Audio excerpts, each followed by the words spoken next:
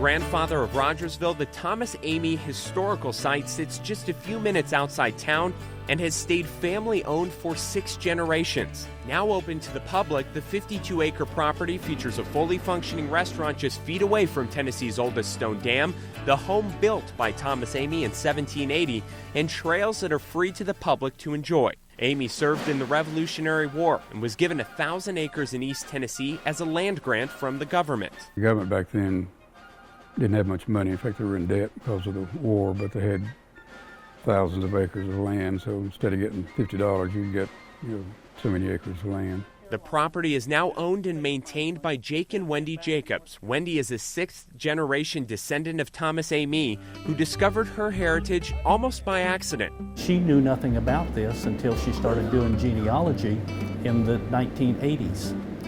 She was actually born in Texas, and we grew up in western Kansas, and we were living in Louisiana, and she got interested in genealogy and discovered this property in her genealogy search, and we drove up in 1986 and actually found, first time either one of us were ever in Tennessee. The Jacobs told a distant cousin who owned the land that they would be interested in buying if he ever wanted to sell. They got a call 22 years later, in 2008. We had basically forgotten about it. The land where Rogersville sits was given to Joseph Rogers as a wedding present. Joseph Rogers was an Irish immigrant who stumbled onto this property and got a job working in Thomas Amy's store, and promptly fell in love with one of his daughters, Mary, which Thomas was not in favor of at all. Jake and Wendy Jacobs used the historic site for education, but not just about settlers.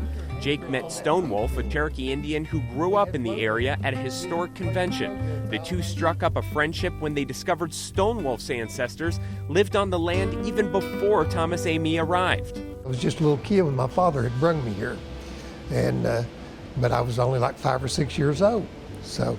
But then when I came here that day, just as soon as I stepped out of the vehicle, my feet hit the ground, I knew that I was home, that my ancestors had been here. Because I felt it, I felt the goosebumps, the hair stood up on the back of my neck and everything. It was just, it was unbelievable. Stonewolf is now as much of a fixture at the historic site as the Amy descendants. The American Indian Gathering is held every year on this site, drawing hundreds of Native Americans looking to learn more about their culture. All different tribes of Indians have came, and it's just been wonderful. Couldn't ask for a better friend. You can still see the ruts from the wagon trails around the property, which has been immaculately maintained since the Jacobs took over. Every time I put my shovel in the ground, I came up with a piece of china. Jake and Wendy live in the stone house built by Amy in the 1700s. It's the oldest stone house in Tennessee. Back in Rogersville, the Thomas Amy Historical Site is quite the recruiting tool for people looking to relocate to Hawkins County. It is actually a selling point when we have customers here. I take every customer that I have from out of town out to see that area.